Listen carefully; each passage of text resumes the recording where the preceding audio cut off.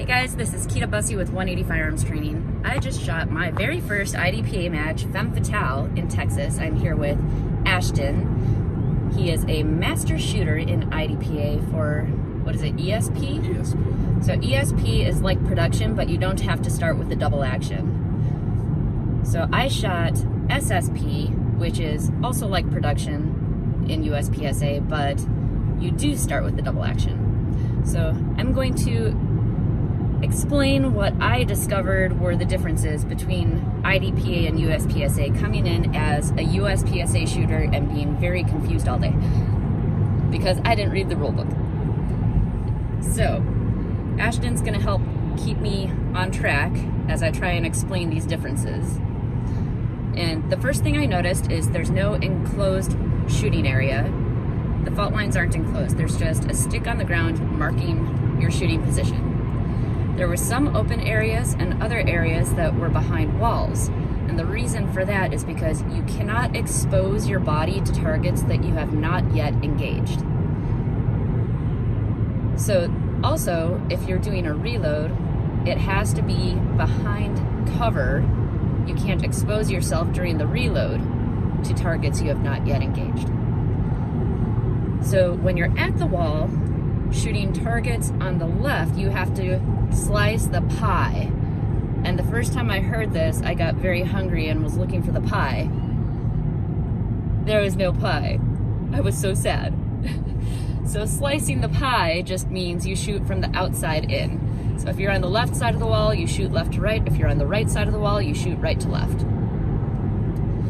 Now, if you're in the open, you have to shoot near to far. Shoot the greatest threat first, which is the one that's closest to you.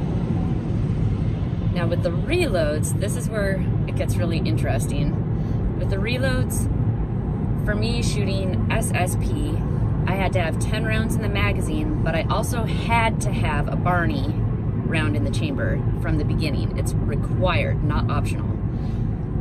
So if you have any rounds in your magazine or you have a round in the chamber, you have to retain your magazine, meaning you have to put it somewhere on your body, in a pocket or something. It can't hit the ground like we do in USPSA, where we just throw our magazines all over on the ground when we reload. You have to retain it. If you drop it on the ground and it still has rounds in it, or you still had the Barney in the chamber, then you have to go back and pick it up and put it on your person. Otherwise, what happens? It's going to be a PE, which adds 3 seconds onto your time. And in IDPA, you would try to have the lowest time possible. Yes. So retaining those magazines is very important. Yeah. I discovered very quickly that I had no place to put them. So I tried putting them in the vest pocket first, but it was hitting the magazine pouches behind the vest and wouldn't go in. That was my first attempt, which is my own fault for not practicing this stuff. But my second attempt, I tried putting it back in the pouch, which was also slow. My third attempt, I stuck it behind my belt buckle, which was the fastest, but I could only fit one magazine there. So if I had more than one tack reload, which is what it's called to do, then I had to shoot in a way that I would go to slide lock, so I didn't have to retain the magazine. So if the magazine is empty and you shot your Barney and you're at slide lock, then you can drop your magazine on the ground, which is obviously faster. So if there was more than one reload, I would come up with a plan where I went to slide lock and a lot of times ended up with a standing reload, which ended up being faster than trying to put the magazine somewhere that it wouldn't work because I wasn't prepared and I didn't have the proper gear to retain magazines. So what else were we going to talk about? The drop turner. Yes, the drop turner. So in USPSA, there's no penalty for not engaging a drop turner. Because I didn't read the rule book, I didn't know this, and I came up with a plan where you don't engage the drop turner because it would have been faster. Well, you want to tell them what happens in IDPA when you don't engage the drop turner? So when you don't engage a disappearing target, it's like if you didn't engage a regular target that's just standing in the open. You get 2 misses, which count for 10 seconds added onto your time. which is killer in IDPA because drop turns are the place to make up time. Because a lot of the time people kind of freak out about them, so they'll take their time shooting them. But if you get in there, you get to your position, you shoot that drop turn, and you get your 2 hits on it, your 2 zeros, you can make up 2 seconds, 3 seconds, even 10 seconds if someone misses it. And it's the perfect, drop turns are the perfect opportunity to make up time. And it sucks when you miss them, because then it's just adding on to your time. And I didn't do that. But it was definitely a learning experience. So the reloads I thought were really interesting. Coming to a position where I knew I couldn't tack reload because I didn't have anywhere to put the magazines, I would actually shoot extra shots at targets just to expend all that ammo and go to slide lock. So I would shoot a target like a bill drill just to get that ammo out of the gun so I could drop that magazine on the ground, because I know I can pull the trigger faster than I can do a tack reload. And I don't know if y'all have to do that a lot in USPSA, but like in IDPA, sometimes you kind of have to do that. That way, like you said, you can set up a slide lock reload because it's going to be faster in the long run. But we call that either you call it mag dumping or round dumping. That way you can get to like how you want to be when you come to that position of cover. You can just drop the magazine and reload it and it'll be faster. Yep, I would plan an extra shot here and there just to go to slide lock. Like if it was 10 rounds, I would take 1 extra shot to go to 11 to go to slide lock, which is totally opposite from USPSA. I was so confused all day. So then there were other stages where I would just do a mag dump and get to slide lock, just pull the trigger as fast as I can, and then I can do my reload. And it was actually faster that way. So it just really varies. Do you want to talk about the scoring of the target, like the zones? Yeah.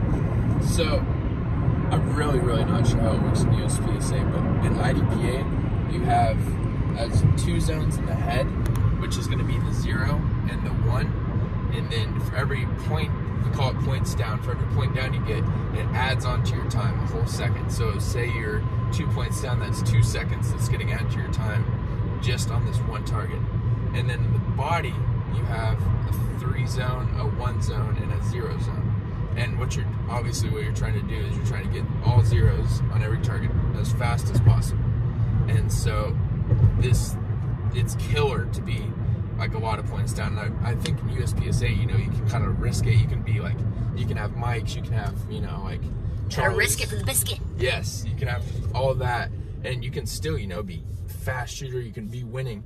But in IDPA, if you have like a 3, a 4, and you have like a miss, it'll kill you in IDPA. That's what's completely different about USPSA, is because you can't have mics in IDPA, or it just keeps adding on. They also have to have a scenario for each stage. So they have to have a story explaining why you need to draw your gun from concealment to defend yourself, because it is defensive shooting. So that's another thing we don't have in USPSA, but that's when they do their stage description and they tell you exactly where you have to shoot things from. Where in USPSA, we shoot them as we see them. We all shoot different ways, and it's funny, you can have 2 guys shooting 2 completely different plans, 2 different directions, and have the same score, which I think is a cool part of USPSA. Where in IDPA, it's just a completely different game. And I thought IDPA was just USPSA with more rules, but it's 2 completely different sports, I've come to realize. Yes. 2 opposite sides of the spectrum. You have anything else to add? I don't think so. I think we covered up all the differences. Most of the differences anyways. Tiny little things that you can't see. We got the big ones. Yes. So it was definitely an interesting experience. I'm really glad I did it. I love getting out of my comfort zone, trying new things, and it was very mentally engaging to learn all these new things and then immediately have to apply it. It was really fun, and it was a fun match, and all the ladies were awesome. Everyone was very helpful while I was, I don't know what I'm doing. everybody answered my questions and took the time, and they were very kind and helpful. So it was a very good experience, and Memory did a great job putting on this match. Thanks for listening.